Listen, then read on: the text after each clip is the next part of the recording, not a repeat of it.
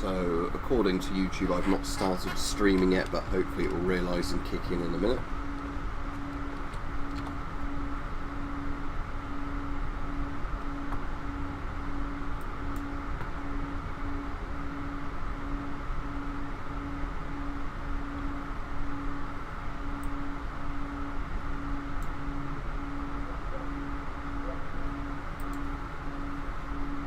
Oh, good, it's started now. So, hello to anybody joining. I've played some more of this off stream and I'm just going to play it a bit tonight. This afternoon, whatever time it is, 5 PM at the moment, isn't it? So, yeah, this afternoon. Right, Tooth Fairy.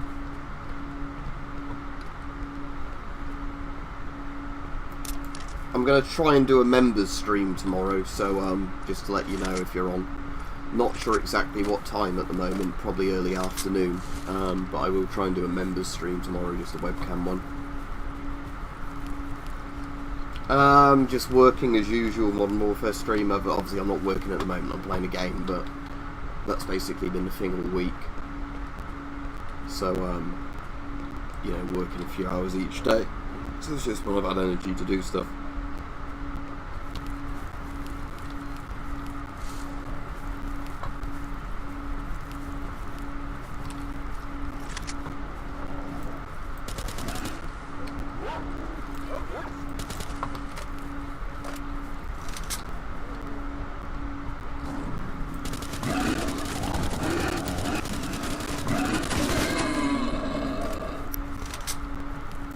When I'm obviously in combat in this, I won't be able to chat as much in the actual chat, but when I'm not being shot at or whatever, or having mutants charge me, I'll try and reply to people in the comments.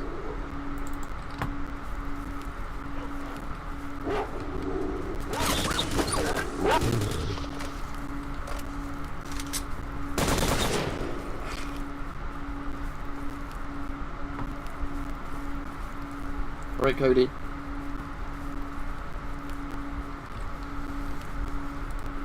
So yeah, if you haven't seen it today, I uploaded a video on the antique revolver. There you go, if you can hear that on the microphone. That's it, just dry firing. I don't actually mind dry firing this too much because it doesn't actually have a firing pin on the revolver itself, because as I said, it's a pinfire style one.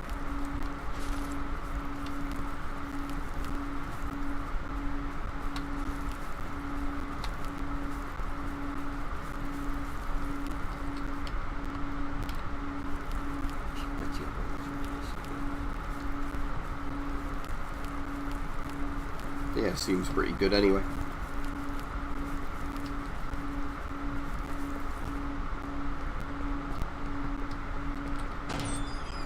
You got the loot?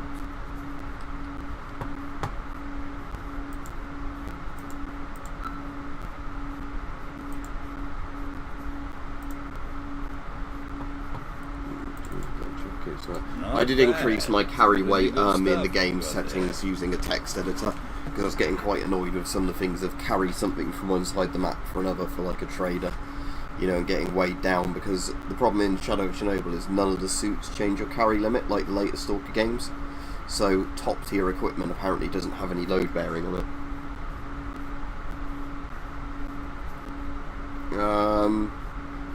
Second favourite, well, after the CT12 for Shida, F4 probably, F2, A4, whatever it's called. Again, my opinion will change on that over time. It's just down to what's most practical for what you need something for. Alright. What was the thing you wanted? Do I have a stone flower? No. Keep one of each to brass factory so I can sell them. Good stuff you've got there. I get a mission that's something you want to.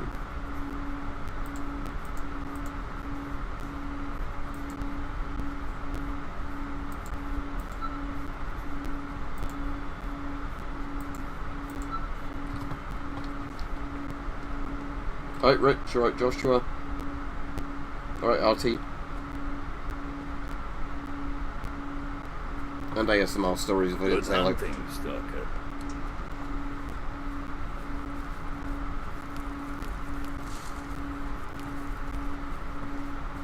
So what, pretty much any 20th century masks from what, like 1930 onwards to like 1990 then?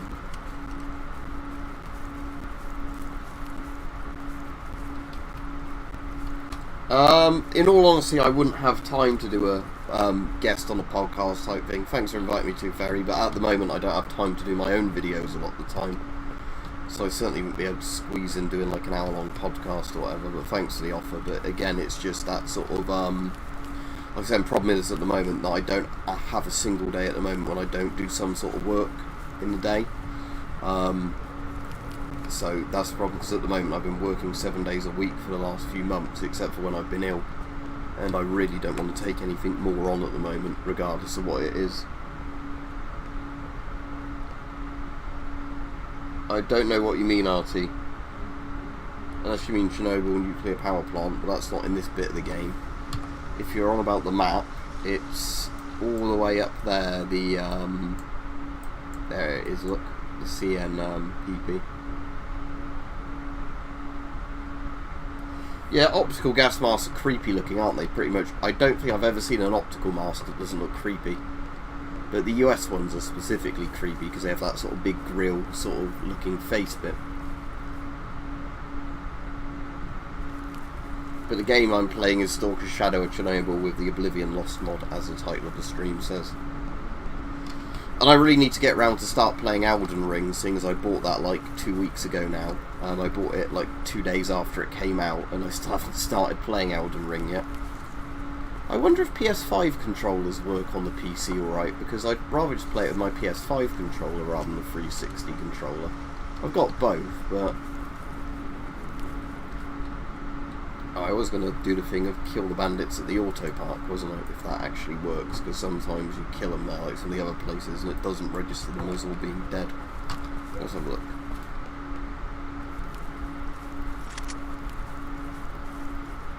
That's cool, Cody.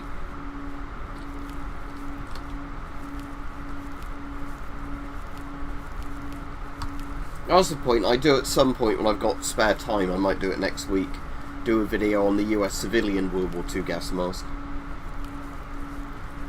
I can't really play Half-Life Overcharged well on streams because it just requires too much concentration, so I can't chat with people while doing it.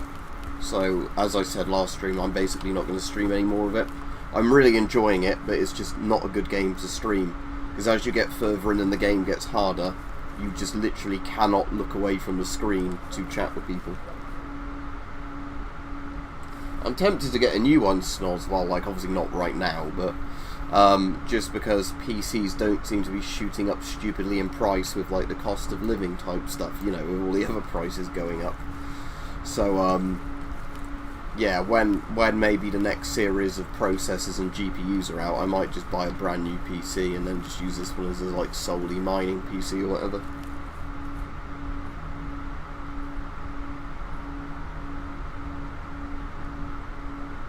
That's strange, isn't it, Rich, if a PS4 version runs better than the PS5? Well, I suppose that's probably because a lot of the textures and that weren't as high, or like the resolution wasn't having to run as highly.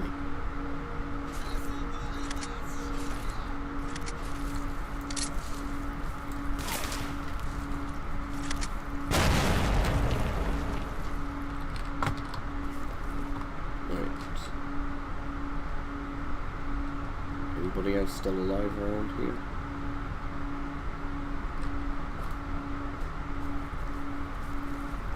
If you want to see me stream Half-Life 2, I've already completed it all on stream like a year or two ago, so just go back and watch that. Yeah, same here. Like, the cheapest, I think, petrol is around here for like the worst quality petrol is about £1.60 a litre. In a lot of places it's £1.70 a litre plus. And when I say cheapest sort of fuel, I mean the shit I would not put in my car, unless you already had a car that you were expecting, you know, to break down and be scrapped at any point. Because I've learned the hard way not to use, you know, like the cheapest possible fuel you can put in your car, just because it'll wear all your engine out faster. So I mostly only use, like, at a minimum, decently detergent sort of, you know, fuel. Oh shit, is it jammed? Oh, there we go. That was close. Don't even know he got up there. This isn't an AK. Well, I suppose it's kind of based on an AK, isn't it? The Bison, whatever it's called.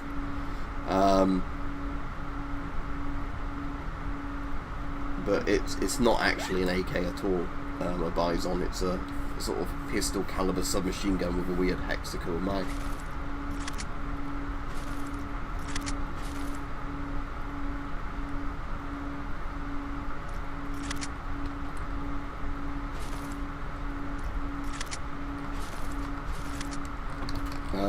We're not in World War 3 for the person saying you're happy about World War 3, but I'm obviously not fucking happy about women and children being bombed by a little manlet with a balding problem. As soon as somebody slots Putin, the better, as said over and over again.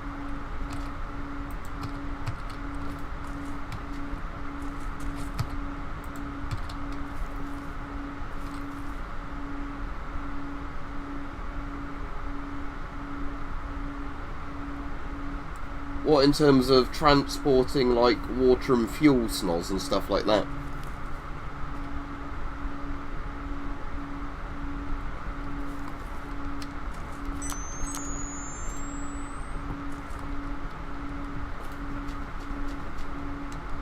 I did see Britain is saying we might send Ukraine Starstreak missiles, which I really hope we do. I mean, we basically ought to just send them anything they want, especially anti-aircraft gear.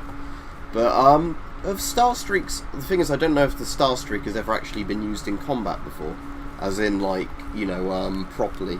Because there's lots of military gear, like, you know, developed in the last, you know, like 40 odd years that's never actually seen combat.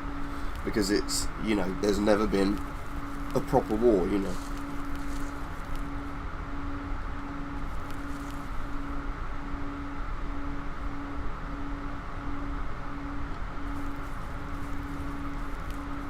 Yeah, I mean, they're simple enough designs, aren't they, Snoz? I mean, I'm sure there's more complexity to that, but you get, like, the plastic jerry cans ideally for water and stuff, and then you get specific types for fuel, don't you, so the fuel doesn't damage, like, the materials of the jerry can.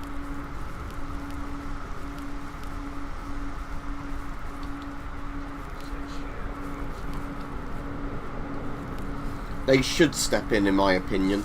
Because it's stupid having all these red lines, you know, that shouldn't be allowed to be crossed, and then, you know, more and more atrocities against civilians every day, and then are still kind of going, oh, we can't do anything else but just supply weapons.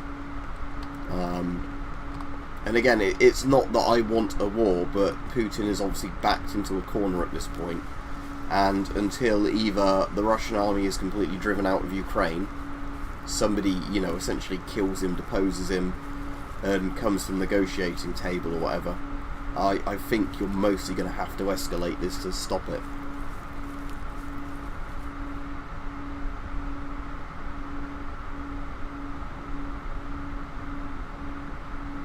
I can't tell if the real Vincent Griffin is being dumb or being joking. That's the problem, you can't tell when it comes to this sort of propaganda.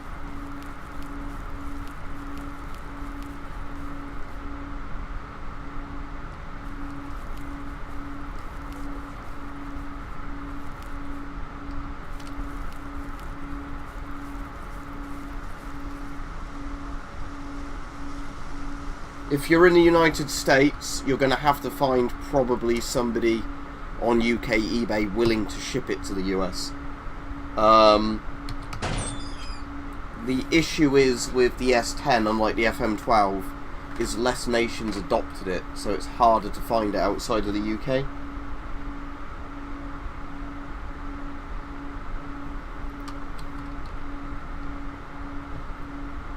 If you're comparing it to Vietnam in the sense what, like, Russia is America, the thing is, America was never this economically fucked during Vietnam.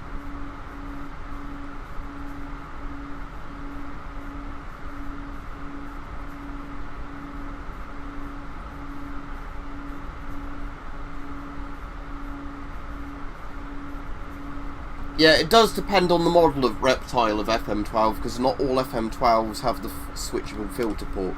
Some do, some don't. But as far as I'm aware of the regular S10s, none of them had the switchable filter port. You either got it in left-handed or right-handed configuration, like from the factory.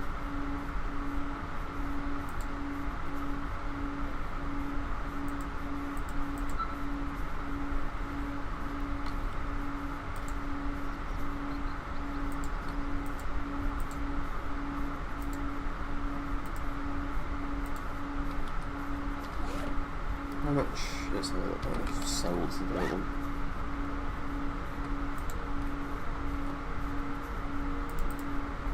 Not bad. Some pretty good stuff you've got there.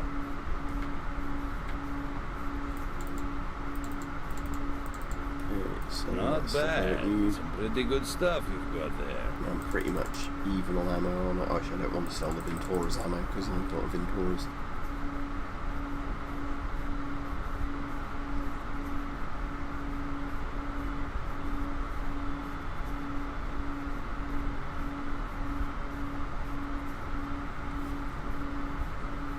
Oh, exactly, Rich.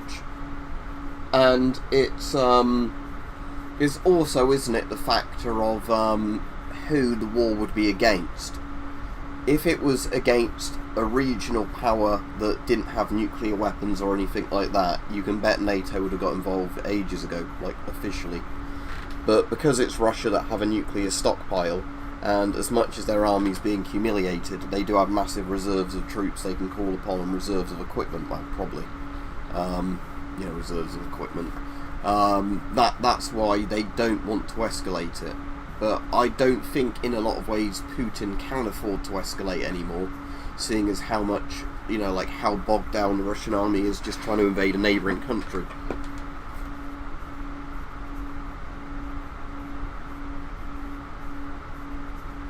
They had little rubber caps, yes, like LWP Master. They had normally like a rubber cap on the bottom, and you had like a screw cap on the top with a little rubber disc in it on the top.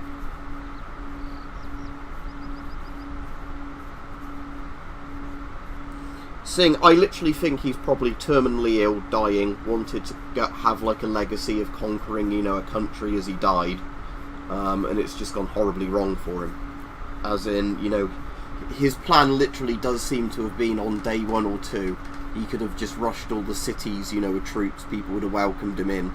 He could have installed a puppet government, and then he could say, like, oh, this is part of Russia now, or this is Russia's ally, whatever. And obviously what's happened is, even though everybody told him it would happen, he didn't listen to them.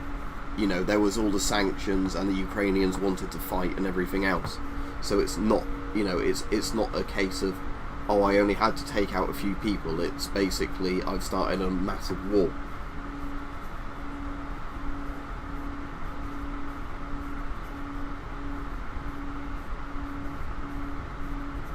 But the thing is, Mike, if he's got his finger on the nuclear button, he's already gone mad. Would he just nuke everybody anyway? This is the thing we can't answer. But it's the thing that annoys me when you hear lots of people on TV talking about this, where they're saying, like, oh, NATO can't get involved because look how big Russia's army is on paper. And it's, wow, lots of Russia's equipment that should have been really good is getting absolutely wrecked right now. In the sense that, lots of it isn't as good as it was meant to be on paper, or it's simply, not in working condition. Because it doesn't matter if you have massive fleets of planes and helicopters if you don't have the parts to run them, or the pilots to fly them.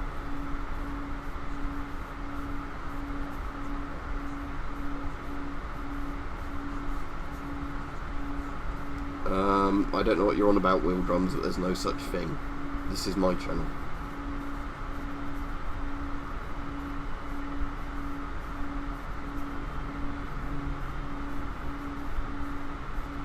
I am getting rid of the person that's made a couple of like weird conspiratorial comments in a row now. COVID is still a thing, but as we've said before, it's COVID wasn't a world-ending disease, but it has caused a lot of issues. And again, I've currently got it at the moment, like I've said to people in the last week, but because I've already got antibodies, I'm not feeling very ill from it this time at all. I've already had the test start almost showing negative, the lateral flows, where they take ages to develop now compared to a few days ago where I got the red line before the control lines even showed up. A lot of them might be Vatnik Shills, Reptile, because I don't know if you know this, but the Kremlin does pay people to literally spread misinformation. A lot of governments do that, it's not an unknown thing, but a lot of them are very, very obvious, because a lot of the time they copy and paste the same arguments over and over again. And, do the whataboutism thing. Because it's like they're saying, oh, America and Britain invaded Iraq, so therefore it's okay for, Russia to invade Ukraine. And, like, no, it was not okay for us to go into Iraq and Afghanistan. Nobody here thinks it was. but two wrongs don't make a right, and it's a bit different the kind of operation they're carrying out in Ukraine than what we did in Iraq.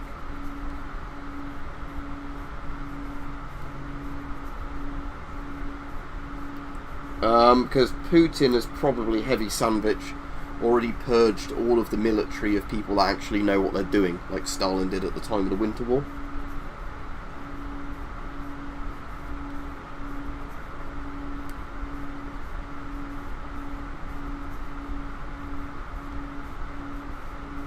Well, also don't forget, Deadstock, the T-90 is being attacked by missiles newer than the T-90.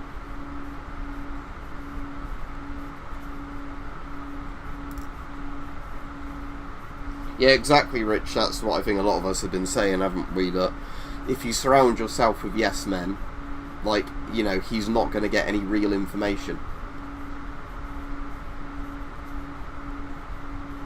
Well, we were playing Stalker, and then it's turned into the Ukraine conversation again, which always makes these a bit depressing because we're bringing real life shit into a video game stream. But I suppose it's inevitable at this point.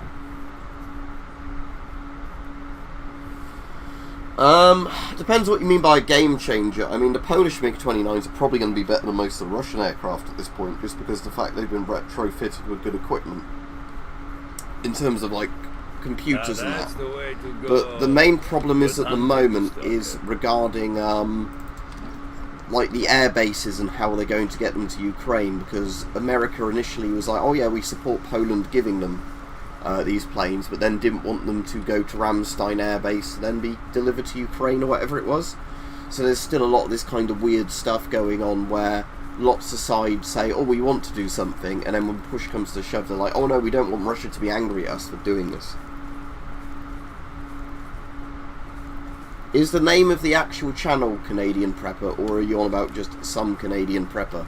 Because if it's just some Canadian Prepper, that could be thousands of YouTube channels probably. But I don't watch many prepping channels except for the ones that are quite based in reality. And I'm not saying that as an insult to anybody in particular. What I'm saying is, a lot of the time I've looked at prepping channels, a lot of them are like saying every week the world is going to end, you know, in a few days, buy this product kind of thing. The prepping channels I find more interesting are the ones that just generally talk about, like, you know, like bug out bag type things, or like certain bits of outdoor equipment and how good they are. Because like I said, the problem with a lot of prepping channels is they kind of seem to be more like an End is Nigh channel. Not bad, thanks. Most of my COVID symptoms have completely gone now. When I did a lateral flow test earlier today, it almost came out as negative, as in like the 14th minute into the 15-minute timer or whatever of the lateral flow test was when a very faint line appeared on positive. So most of my symptoms are gone. I'm barely registering as positive now on tests, so I think in a day or two I'll be completely clear again. Like I said, this time I've barely felt anywhere near as ill as the first time I had COVID. You know, I've not felt achy or fluey at all. A bit tired maybe in the evenings, but that's been it.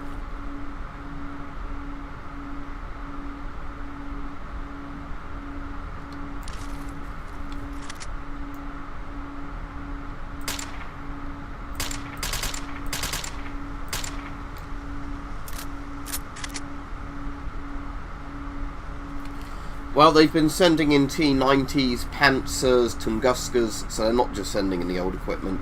They're literally throwing in whatever they've got near the front line that's in working condition. And I don't think it's a very good tactic to say, oh, we got loads and loads of our soldiers killed because we just wanted them to soak up the enemy fire. It's clearly an operation he's fucked up. I don't know how anybody could look at this and actually think Russia is doing well through this. Every day they bomb more cities is just turning more and more countries against Russia and increasing sanctions. And every day the war drags on, it's more and more money they can't actually afford to spend on a military campaign.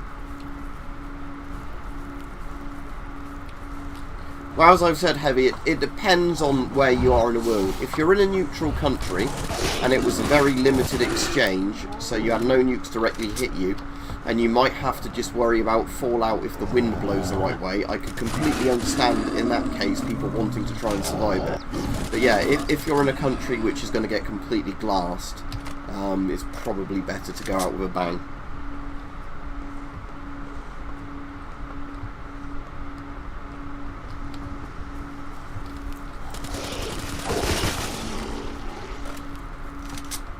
Well, they haven't sent their new Armata tanks in yet, have they? So I suppose they can send those in and get them blown up in a day.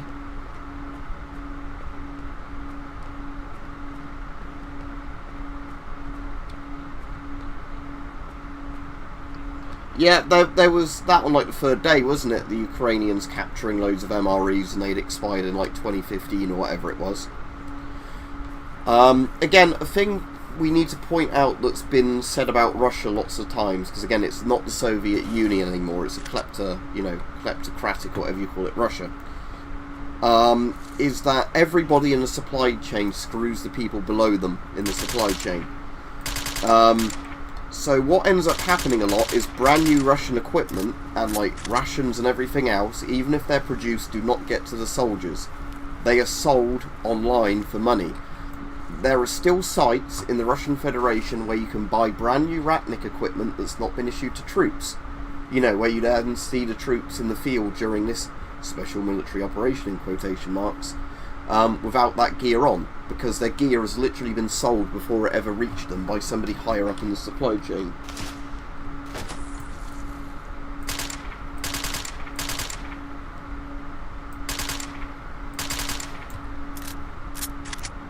And again, like I said, I wouldn't buy anything at the moment from Russia. Not because I have anything against regular Russian people, but because I don't want any money going to potentially fund the war.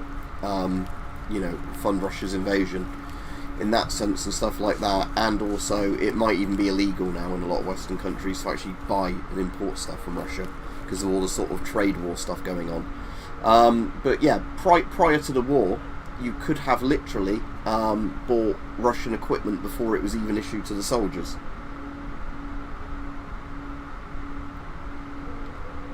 NEP-free particulate mask will protect you from inhaling fallout to a very good degree, yes. But bear in mind, it's not going to protect you from gamma rays or anything like that cooking you inside out. I've covered this before in videos, but an NBC suit and a good quality mask is going to give you much better protection than not having it on, but against sheer intensity of gamma rays from immediate fallout, it will do nothing.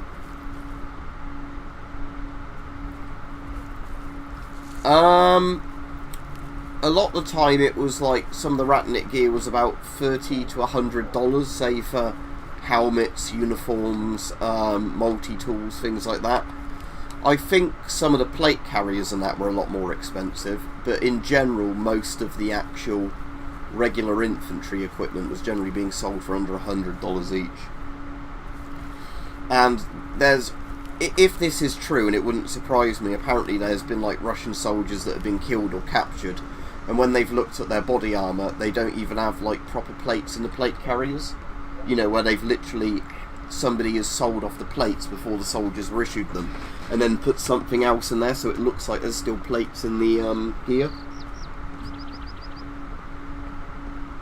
Yeah, potentially, Rich, and they can't fly planes, can they, through the airspace, because pretty much America and all of Europe now has made it illegal. Like, it's actually legal now, not even like, you know, your flight will be turned back, as in your flight will be grounded and the crew will be arrested for flying into Western airspace.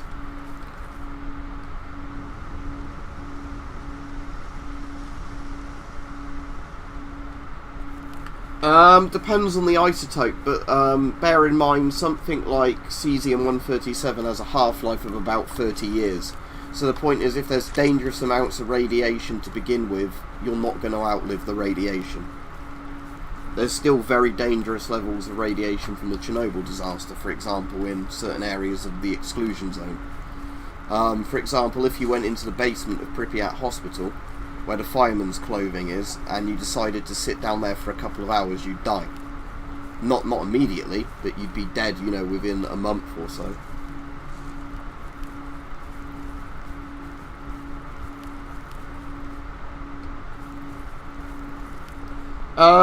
It's some of the same developers that made Stalker and Metro, isn't it?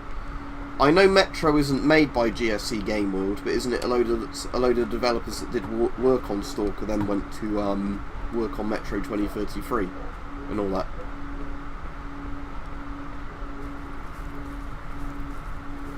Yeah, and a lot of the people going to the Pripyat Hospital basement don't even actually have proper radiation detectors, so they have no clue what they're walking into.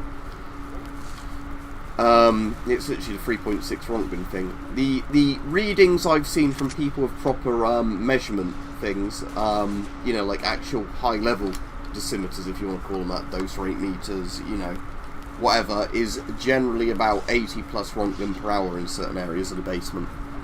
You know, like, so in let's say like 700 to 800, you know, millisievert, something like that.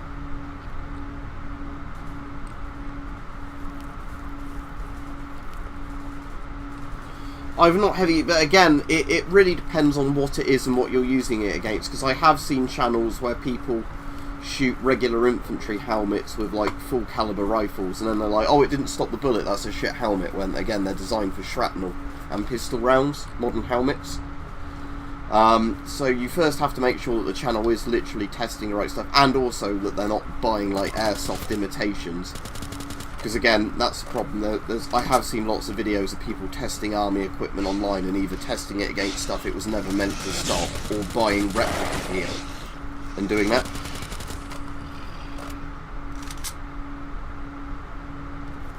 Yeah, that I remember that one, Rich. And he has a meter as well, doesn't he, that only goes up to like, I think a Rontgen at max. I don't think it was even that. I think it maybe went up to like half a Rontgen. But I can remember one where somebody had like a meter that maybe went to somewhere between like 1 to 5 millisievert, and it's like that is not something you measure nuclear fallout with, you know, or a nuclear disaster with. That's something to warn you that radiation levels have got very bad from background levels.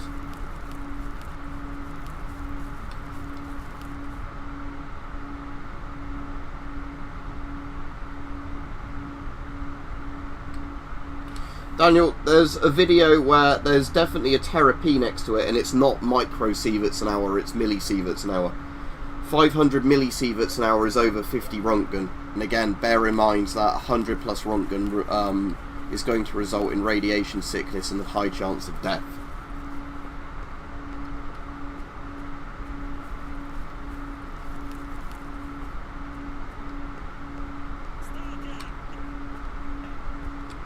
That's interesting, but yeah, they've had over 20,000 ex-soldiers and special forces join up for Ukraine, haven't they? Because they've had to be turning people away that want to join up that have no military experience. You know, obviously saying to them, look, you're going to be a liability to people. You know, you'll get yourself killed or other people killed. But they've had apparently quite an insane amount of people that, you know, have served in various armies that want to go to fight for free, just simply for the sake of, you know, they feel morally obliged to do it. Or they've just got, you know, that kind of crazy war sort of adrenaline and just want to do it for that reason.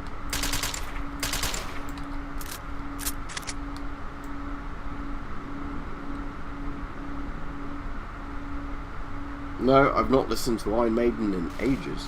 As in, like, I've not listened, I didn't even know Iron Maiden had done much since the 80s, that kind of ages. I'm not even know that I'm old enough to have lived in the 80s, but you know what I mean. There's lots of bands that I keep forgetting actually have released newish stuff.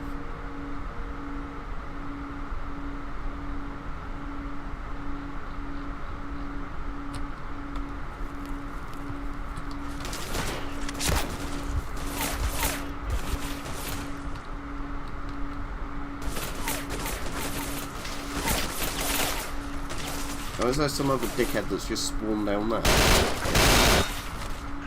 That's the only problem with the loading screens, is sometimes enemies walk through a loading screen and instantly get you killed. Which is one of the really annoying things in Stalker.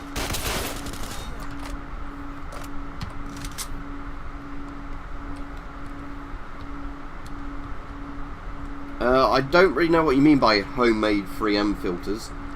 If you can buy a real filter, do not try and make a homemade filter. I mean, if you made a homemade filter, the alternative between having a homemade filter and no filter in certain scenarios, surely having a homemade filter is better than no filter, but you're never going to be able to make a proper filter at home in terms of, you know, like a P100, P3 type filter. You're just never going to manage it because you don't have the industrial kind of shit in your house to make that stuff.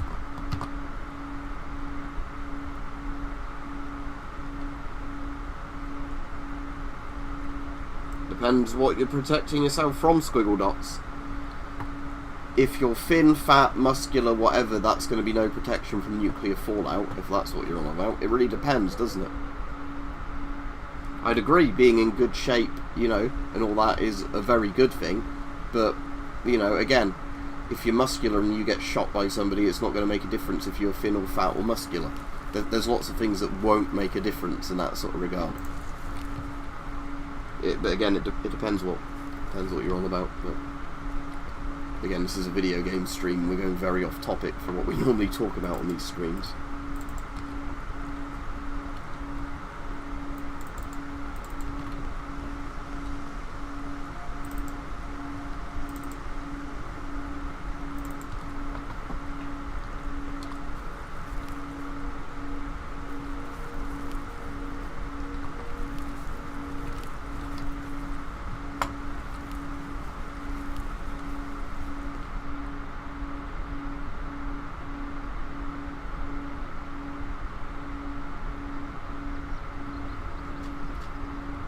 It will protect you from inhaling any type of fallout, but bear in mind, all the mask does is it prevents you from inhaling fallout. Is that a blowout that's coming? Or is it just a regular thunderstorm? I'll wait behind the desk for a minute. Again, I've done videos explaining it, but unless you understand, you know, to a not very scientific degree at a minimum, how radiation works, it's kind of hard to explain it to you. But if you're on about penetrating beta rays, in a sense, you'll need a lot more than just paper between you and it. If you look at people who have been exposed to, like, nuclear accidents, and how the clothing, like the thicker clothing, reduced to beta burns to their body, you can kind of see what does and doesn't stop beta. But again, it depends on the intensity of the source. If you have a really strong source, no matter how much clothing you're wearing, won't protect you from beta. And bear in mind, you don't just get alpha and beta on its own normally. If you've got nuclear fallout, you're going to get alpha, beta, gamma and X-rays and neutrons potentially all hitting you at the same time. So you're totally fucked.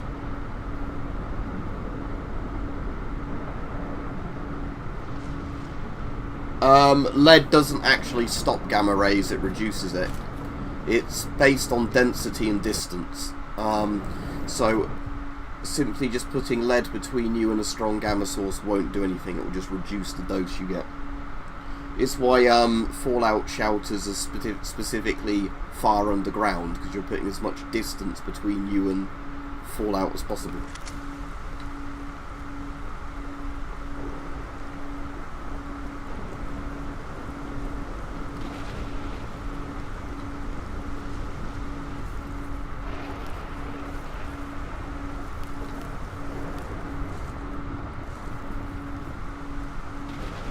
I've never actually used the Z version. The regular M65 is alright, the Z's meant to be better, isn't it? Because it was like the slightly later model, so it's probably quite good if, you know, if you consider the M65 good, the M65Z is better. But I've never used it myself, but people I know who've tried both say they prefer the Z or the Z model to the conventional M65. But again, if you're after M65 masks, there's far better versions than the German original. You know, there's like the Israeli M15 and like the Romanian one, which again are far better quality than the German ones, just because they had the benefit of coming later, so they could put, you know, design improvements on them. Basically, Zane, yes, gamma rays are essentially light energy. So again, it's density, distance. You know, there's a lot of factors. But the problem is, if there is a big nuclear exchange, you're dead, is the answer to it. You know, unless you've got a massive fallout shelter somewhere, stocked with supplies and everything else, you don't want to try and survive it in the sense that you're just going to give yourself a more horrifying death than if you die very quickly. It sounds horrible, but that is the reality of it. I just do not understand some of like the prepping channels that say, oh, if you're in a major city, you know, you can just do the protect and survive thing and you'll be fine. You won't be fine. You know, what you're probably going to do in some instances is just draw out your suffering.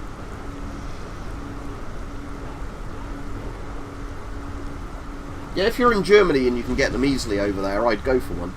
Again, it depends, doesn't it, where you are, because there's certain masks that are well priced or badly priced depending on where you are. Hence why, like I was saying, that in Britain sometimes we can still get S10s for good prices, but other people in the world don't seem to get the concept that they, you know, actually exist at reasonable prices now on them. It's just a factor of what's available in your own surplus market, supply and everything else. Personally, OJM, I think if it escalates more, Putin's just going to be toppled. Because I think there would be more people in Russia that realise just how fucked of a situation Russia's in. Russia cannot win no matter what it does now. What it really should do is think about damage control. And the longer this war goes on, the more civilians they kill, just the worse position they're going to be in. The best possible thing for Russia right now is Putin to be overthrown, executed, whatever, and somebody to come along and say, look, I didn't want anything to do with this. Can we have reforms, please, and can you lift some of the sanctions? That's the only way I can think it's going to get better for them.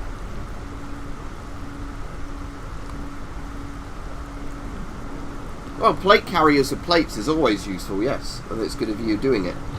Because let's say it doesn't even go to a frontline soldier. If you have somebody trying to evacuate civilians somewhere or provide first aid to civilians, they've got a plate carrier on, a bomb lands nearby and shrapnel goes down, they're far less likely to get shredded to pieces, because plate carriers, you know, any kind of Kevlar vest, especially if it's got like ceramic or steel plates in it, is going to massively improve your survival chances if there's shrapnel flying about.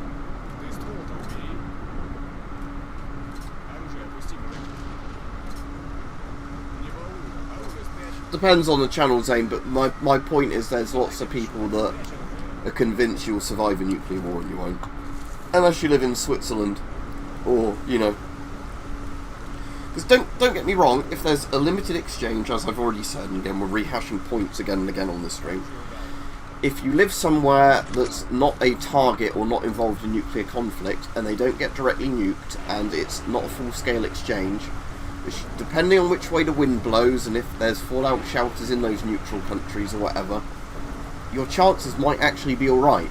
But it's, in terms of people saying, I live in France, I live in Britain, I live in America, and there's a full-scale nuclear war, no, you're not going to be alright. That's just the reality of it.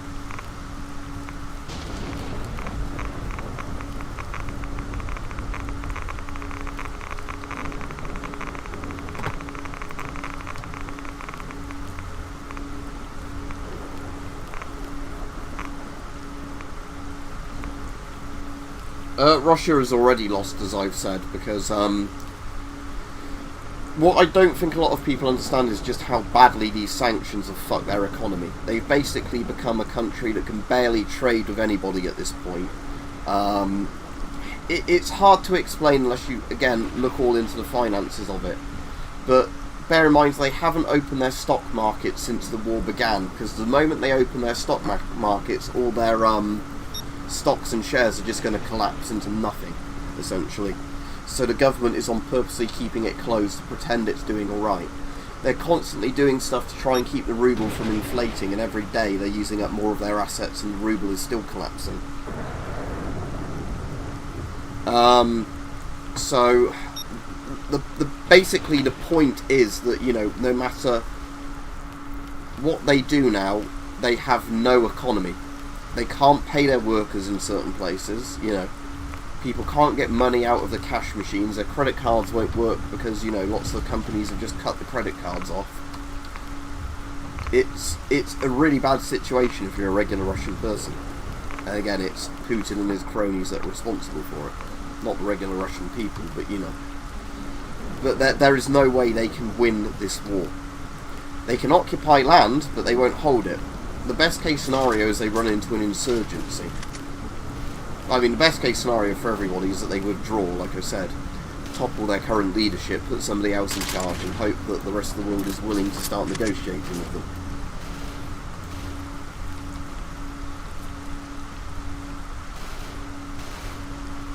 Oh, Roger. I think a PPM-88 is the mask Artyom has. Which is the GP9, isn't it, on the civilian designation. but I'm pretty sure it's a PPM88, which is like a panoramic lens with the sort of old-fashioned green filter at the very front. I've got a PPM88 somewhere, and I've also got the more modern PPM88, which is pretty good.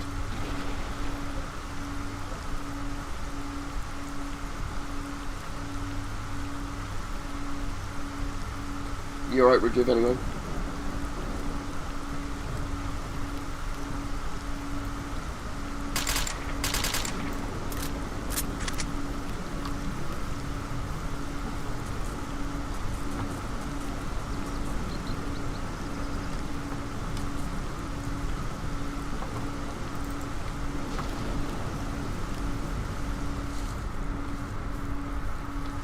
Right, I need to go to the Thingy Bob Underground, don't I? Well, I've been streaming nearly an hour already, time's flying by.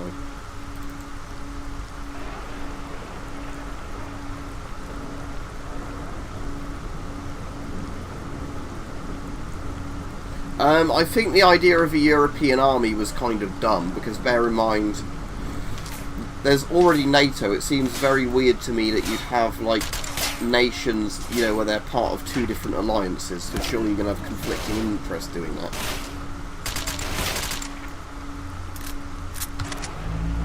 Oh, great, a blowout. This time it definitely is a blowout. Because the sky's going red.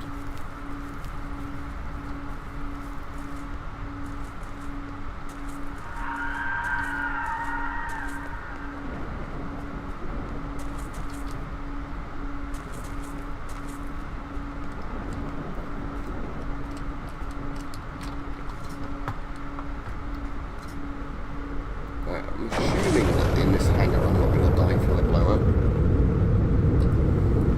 Hello Mike, if you're on. I haven't seen your name pop up in the chat, but Richard's acted you, so I assume you're in the chat. Most European countries are in NATO. So the vast majority of Europe, from, like, if you go west from Britain, you know, and east to Poland, Czech Republic and all those, or Czechia, however you want to say it, they are all NATO members. There's a couple of European countries that aren't, but that's what I'm saying, it'd be very weird having an EU army and NATO. Because if you're a member of NATO, it seems very weird you'd want to be in two different alliance groups, you know, where there'd be conflicting interests. Because we're all, like I said, we're already having problems where some NATO members want to do more to help Ukraine and others don't. And like I'm saying, that's why you start getting all these weird issues, because it's bad enough when you have one alliance. If you have two alliances where people are arguing about the rules, you've got, you know, much more likely risk that some rift's going to happen, you know, and whatever, if that makes sense.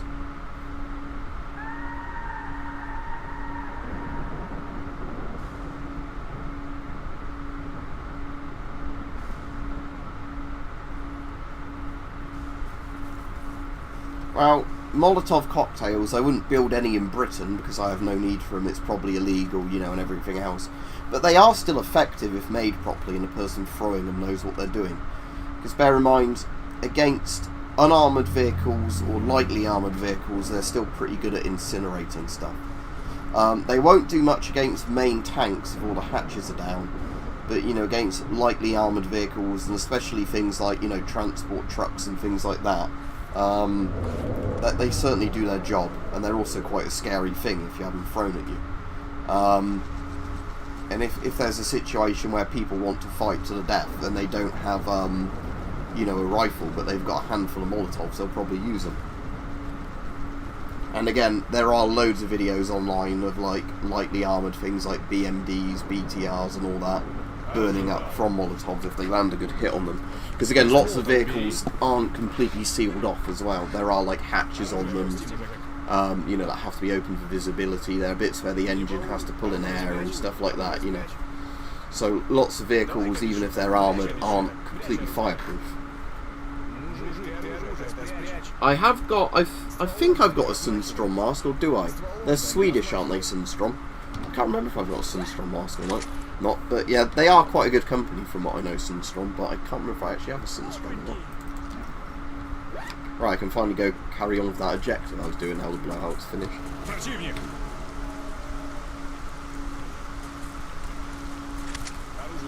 Should we use a PPSH for now for a bit?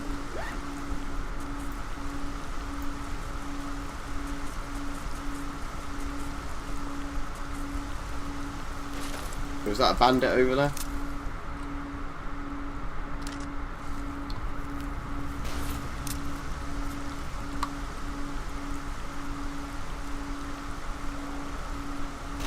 Yeah, he's shooting at me. Right, I can shoot back. Okay.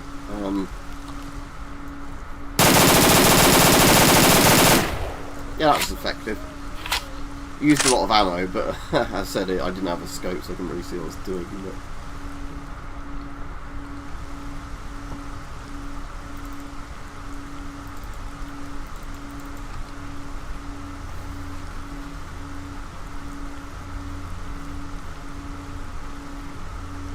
yeah, C50s are good. There's plenty of guides online, Zane, for doing live streams. You can use software or you can do them directly through YouTube. I'm playing Shadow of Chernobyl, so you don't join factions in this. Closest thing you get to factions in Shadow of Chernobyl is the bit where Duty and Freedom are fighting. But it's only in Clear Sky that you actually really can join a faction. All the other Stalkers are kind of like you can do some quests for the factions and that's it. And it seems like in this version of Oblivion Lost they've even changed some of that to the point where like Freedom and Duty seem to actually be fighting the army as opposed to fighting each other on some of the quests.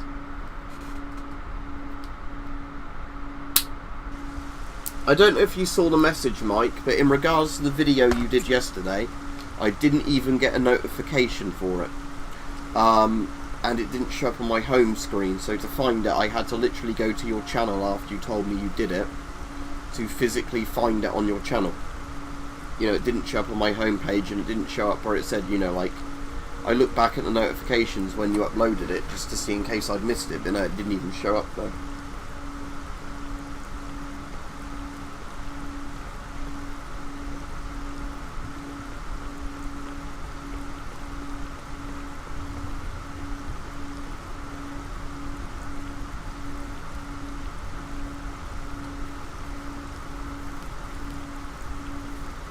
Oh, I bet this is a thing I still can't get, because every time I went over here and was trying to get the backpack from that pipe, look, there's always fucking anomalies right in front of it, so it's impossible to get it.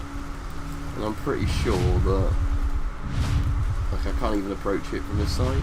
Yeah, because that anomaly's there, so never mind. That's what I'm never going to be able to get for some reason, because it's always got shit in front of that pipe. So I'll never find out what's in that backpack.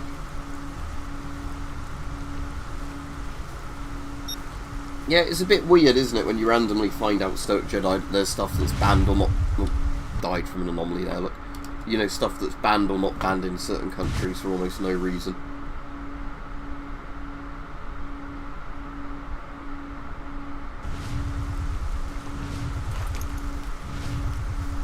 Yeah, because Mike, sometimes when there's been a stream and I've missed it, not a stream or a video, you know, I'll have missed it, but when I look back at the notifications, I will have got a notification, it's just been buried under other stuff and I've not seen it, you know. But yeah, the one, oh for fuck's sake, is there just nothing but anomalies in this entire area. Yeah.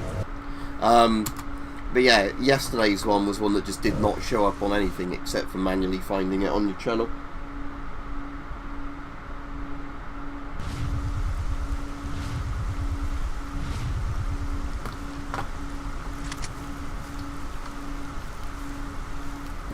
This one.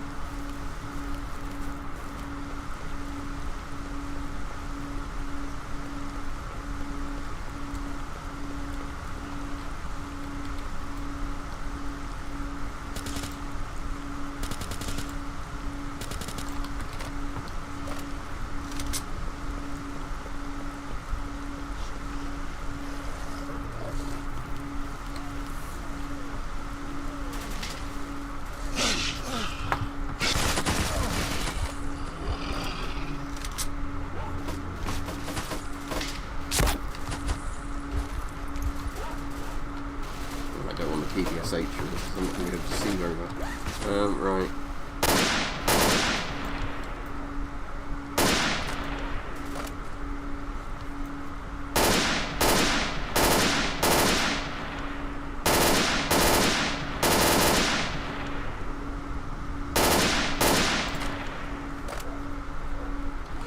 suppose the VAL will actually have a better zoom scope. Yeah, there we go.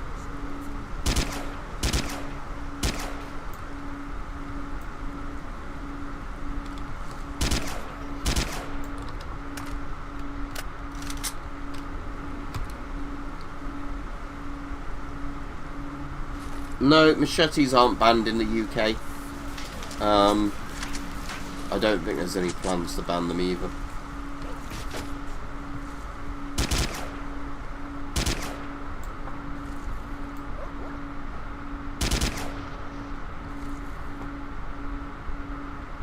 It's quite well camouflaged against that tree.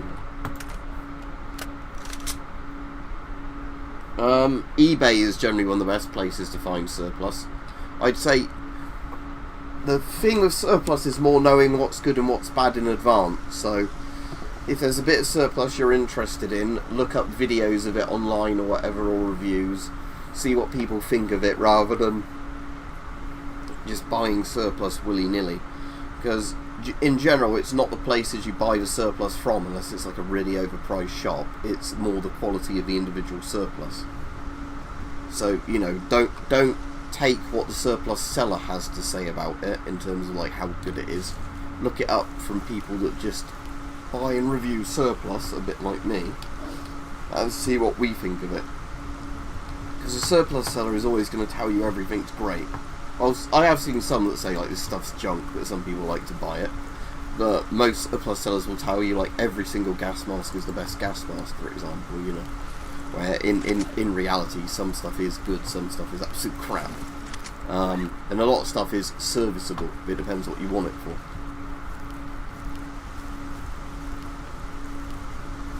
for. Yeah, but stabbings are all done in reality with kitchen knives and things like that. You know, not well, there are machete killings and that, but the thing is with knife crime in the UK, it's more down to shit policing and stuff like that, and poverty. It's not down to people having access to machetes or knives. Because again, the government, every time that they try and distract attention away from knife crime, always say like, oh, we might ban this type of knife or whatever, and it's that like none of the stabbings are being done with, you know, like high quality knives or swords. It's always cheap kitchen knives and cheap, you know, gardening tools.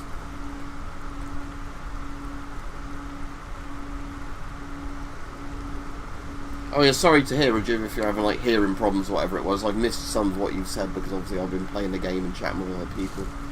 But yeah, it's horrible, isn't it, if you're getting like audio hallucinations or like tinnitus noises or whatever.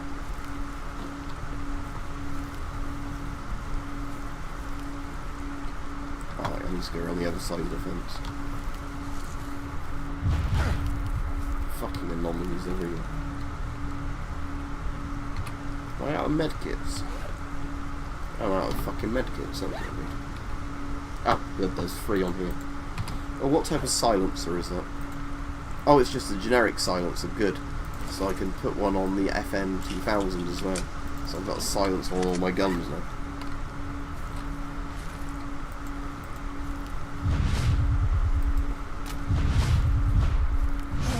So that was an avoidable anomaly then, because no matter where I stood it would hit me. Okay. Those type of ones do annoy me, the ones you can't actually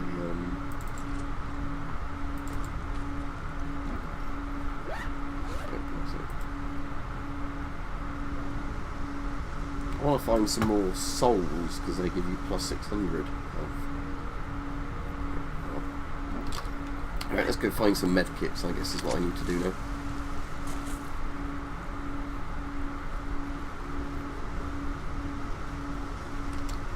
Yeah, certain armies do use them, but bear in mind the FM53 is a special forces mask. It's not the generic kind of soldier's mask. So you're going to always have very low supply of them. Also, as cool as the FM53 is, I don't think it's the sort of mask a regular person will have any use for. Like when I did a video on one, it's really, really cool. I'd kind of love one, but for the prices they cost and the advanced features of them, they're not features you'd ever need.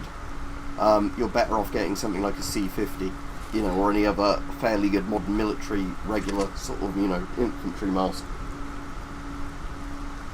The Yugoslavian M1 is in the mask. It mounts.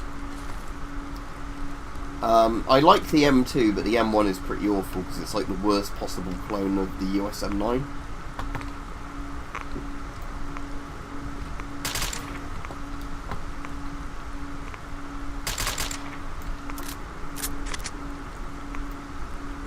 I mean, there's still somebody down there according to the map, but I can't see them. They're behind that vent block thing.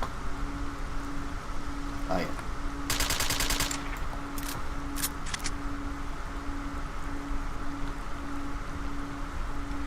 Did you actually have an M1 that melted? Because mine still hasn't melted, but the rubber's kind of discoloured in places that makes me think it's going to, you know, but I know people that have literally got M1s, put them out of sunlight, you know, away from everything, and they've still, like, melted or, you know, started kind of, like, horribly discolouring. And a lot of people think it was just literally that they, you know, the masks were never meant to last, like the rubbers used, as long as they did. So it's kind of an issue of that, you know, the rubber used in the mask was not rated to the length of time. I saw there's a backpack there, but it's not on my stash things, unfortunately. Can't get shit from it. Which is the thing I definitely like about Call of Pripyat the most, is that if you stumble across a stash, you can always loot it. You don't have to have been told that there's a stash there in advance for it to actually be lootable. First aid kit, yes. First aid, yes.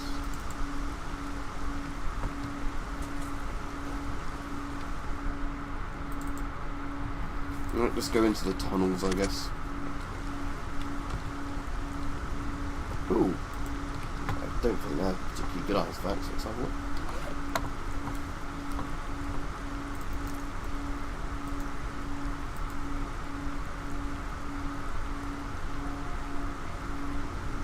These two. Minus bleeding. Sort of useful, but not useful enough. So I've already got anything. I saw on here there was a thing about recipes. So does that mean I can actually craft artifacts? Let's have a look. Diary. Is it encyclopedia? Recipes.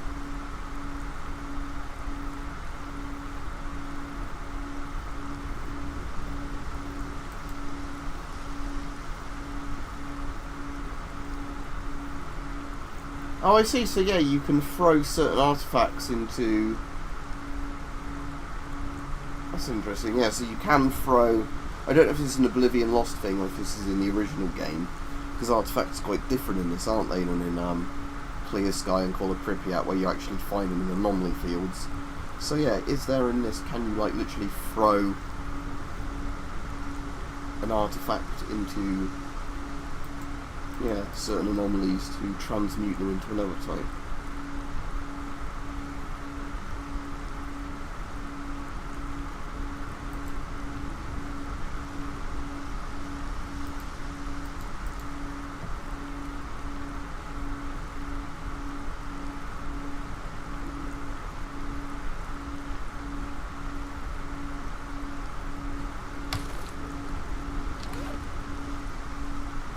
Interesting. I mean, it's easier just to pick up artifacts on people's bodies in this, but...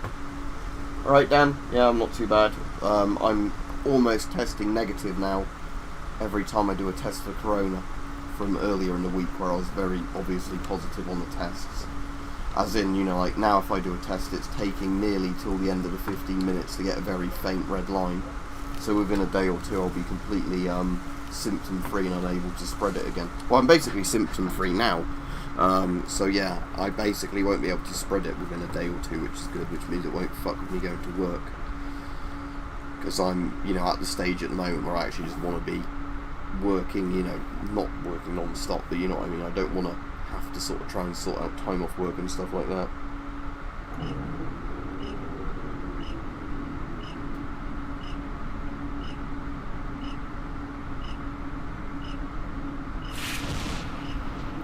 More for looks than practical use. I like the M40 with like an American M1 or the the Swiss steel pot helmet, just because it looks very Fallout New Vegas-y.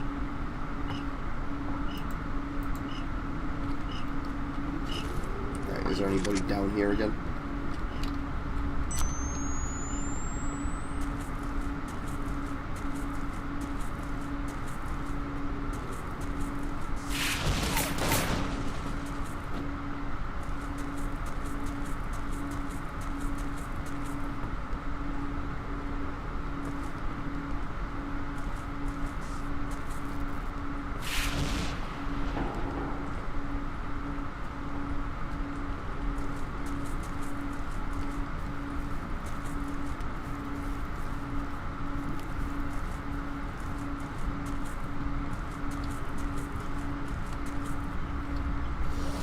You know, there's some bloodsuckers by the look of it.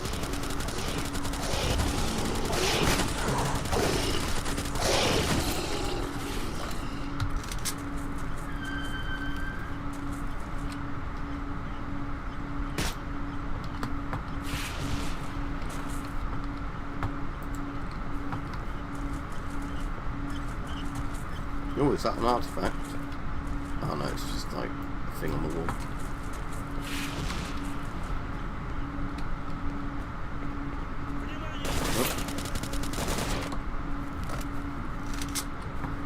Didn't realise there'd be people shooting at me down here after I cleared it out.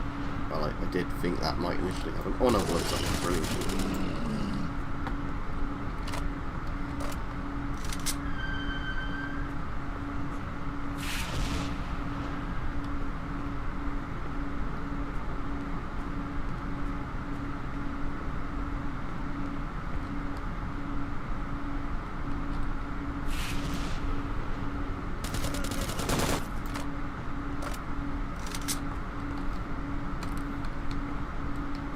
So yeah, there's more soldiers down here again for some reason.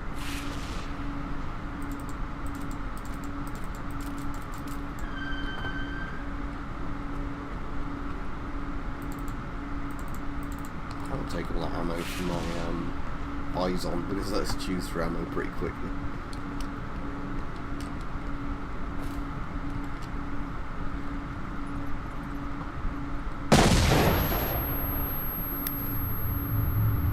I'm mag dumping the enemies which I can mag dump because why not? Come on, man, wake up!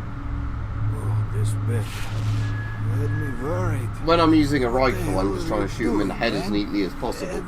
But when you're in close quarters, it is just easier just to hold down left trigger with a low recoil SMG and just spray everything down. At least you're still alive. Look, Strela. The answer to that, Stoic Jedi, is it's been impossible for about 20 years unless you've got a rich family that gives you a lot of money for the most part anyway. And it's just getting worse. Manufactured in a lab next to the sarcophagus. Nobody Never played Escape from Tarkov just simply because of all the microtransaction stuff they did when it first came out. Completely put me off playing it. But yeah, the point is that I dug up some we're talking over like important stuff to do with the main story. Decoder to open the door which leads to the monolith controls. And this decoder is hidden in a stash in Pripyat. Now I am going to give you the coordinates of this stash, and I'm giving you the key to open it. I want you to take the decoder, and I want you to find the door in the sarcophagus, and then you'll know what to do. But it seems that this is the only way of uncovering the zone's real secret. This is the one you have been trying to work out, Strelok.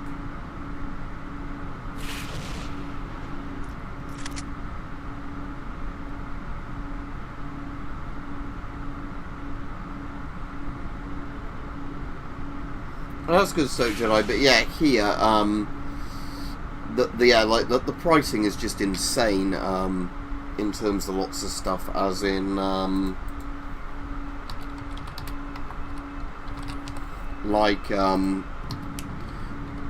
to give you a rough idea, I think the average salary of lots of people is something like how is this AK rapid? Ooh, so higher accuracy, not quite as much damage, but better handling and a really insane rate of fire. Right. Definitely going to use this AK then.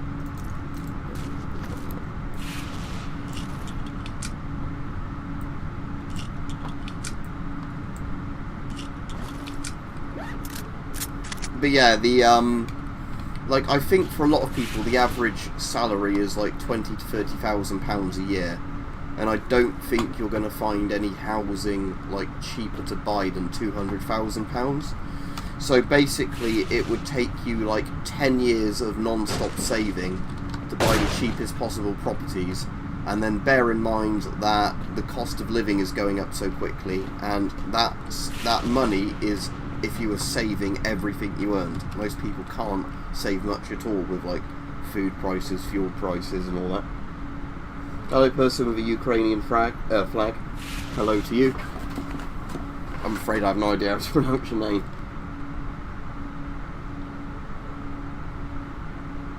Yeah, exactly, like saying that the only people I know that have managed to actually properly buy their own place, or at least get a mortgage for one, are people where both partners, you know, people have like boyfriend, girlfriend, you know, people I know that have got married, as in they both work jobs that give quite good wages, they're both probably working well over 40 hours a week, and, you know, like, both kids have had parents that are willing to give them a shitload of money towards property.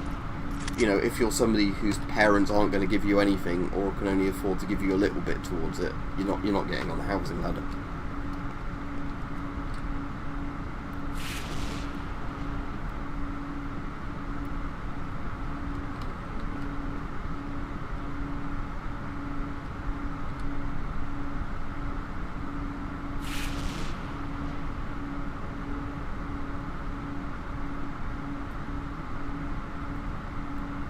Yeah, it's crazy rich, isn't it? Like I'm saying, it's the combination of both inflation and the cost of like how much houses go up in price compared to people's wages going up.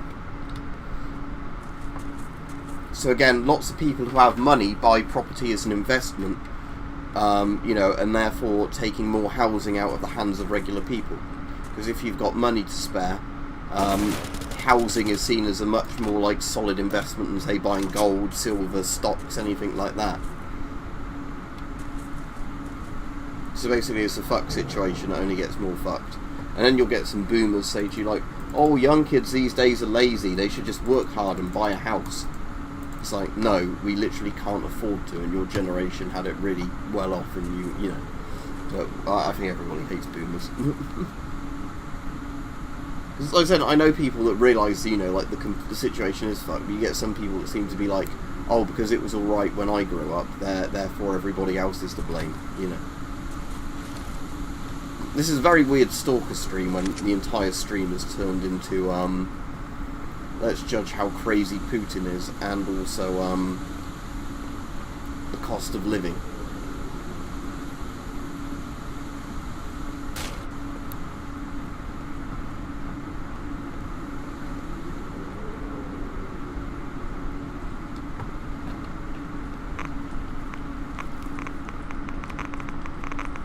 That's kind of a bit like an elephant's foot there, isn't it? Well, I don't think it's meant to be the elephant's foot.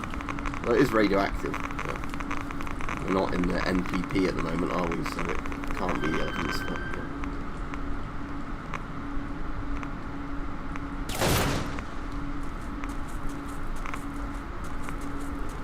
Answers to what, Adam? I haven't even seen a question.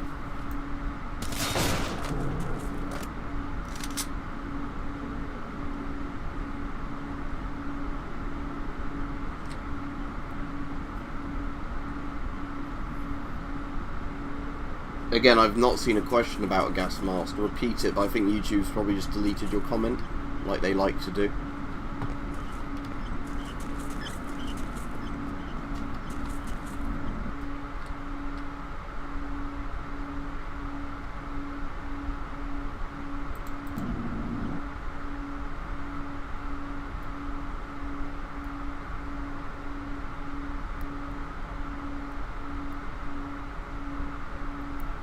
Yeah, Nick, but I think, again, a lot of the people that spout that sort of shit are the people who are a bit too dumb to do stuff like that. If we're on about, you know, the people that were like, oh, because in my day I could afford a house, you know, like, everybody else is just lazy nowadays. That sort of argument. I generally don't think people who make arguments like that are very smart.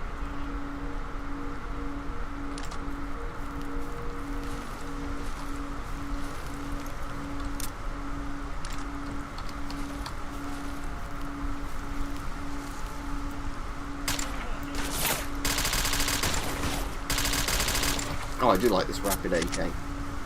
I swear that wasn't in the Strelok's hideout the first time I went in there. But I'm assuming, yeah, it does change the second time you go in there to make it a bit more useful for this point in the game.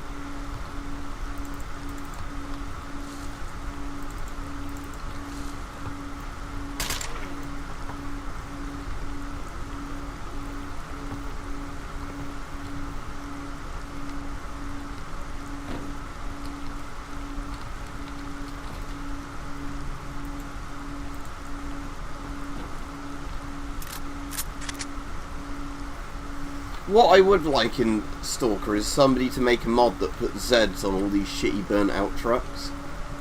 And just like things like that, because I think the Putin Circus did have literally a Z painted on some sort of wagon like that the other day. There's so much like old shit in Stalker that would look good with a Z on it, because it does literally look like Russian logistics.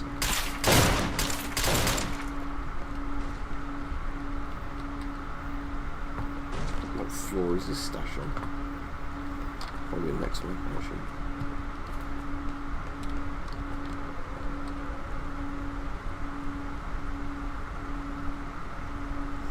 Yeah, well, Rich, I've had people explain to me as well that in some other places in Europe, again, the more developing economies in Europe, they have really kind of cheap, not very good housing, but the point is, the cheap, not very good housing, you can easily afford a single person on minimum wage. You know, as long as you're being careful with your money, between like 1 to 5 years of saving, depending on how much you're saving per year, you can buy the not very good housing, so then you're in a position to save for a better property. You know, because of the fact that they're building new houses and there's still lots of old, you know, houses that aren't, you know, being knocked down, so they've been slightly refurbished, you know, over the last 50 years or whatever.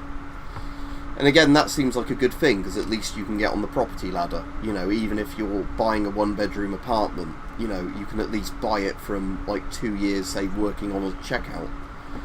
But that's just not a thing over here, is it? There we go.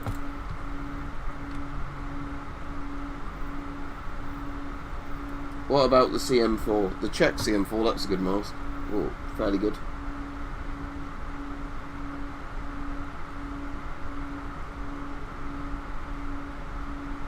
But I don't really get what your question is. As long as you... The problem with the Czech C4 is I'm pretty sure it's 40mm GOST. So you're going to struggle getting new filters for it. If the filter on it's expired, it's better protection than no filter. But again, I would say if possible get a new mask where you can just easily get 40mm NATO filters.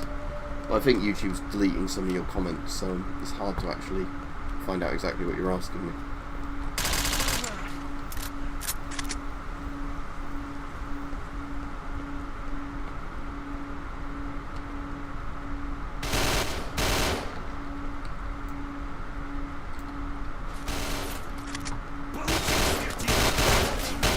Nope. Yeah, that guy had good aim for a private.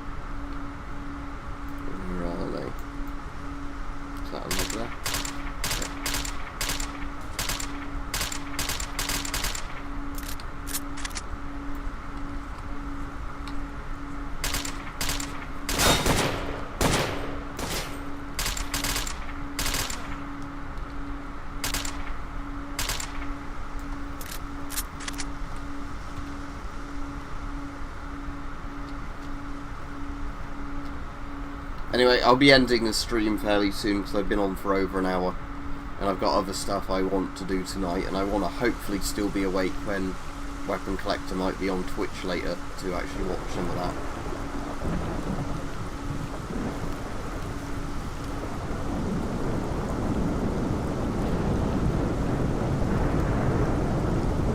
So if I save this here now, it'd be a good time to stop streaming. But anyway, have a good day everybody, and like I said, if you've not seen the video yet today on the little antique revolver, have a look at that. I would collect airsoft stuff in the UK if it was easier to do, but it's actually not that easy to do in the UK, just simply due to the fact that airsoft stuff is more restricted than some firearms are, which is a bit weird over here.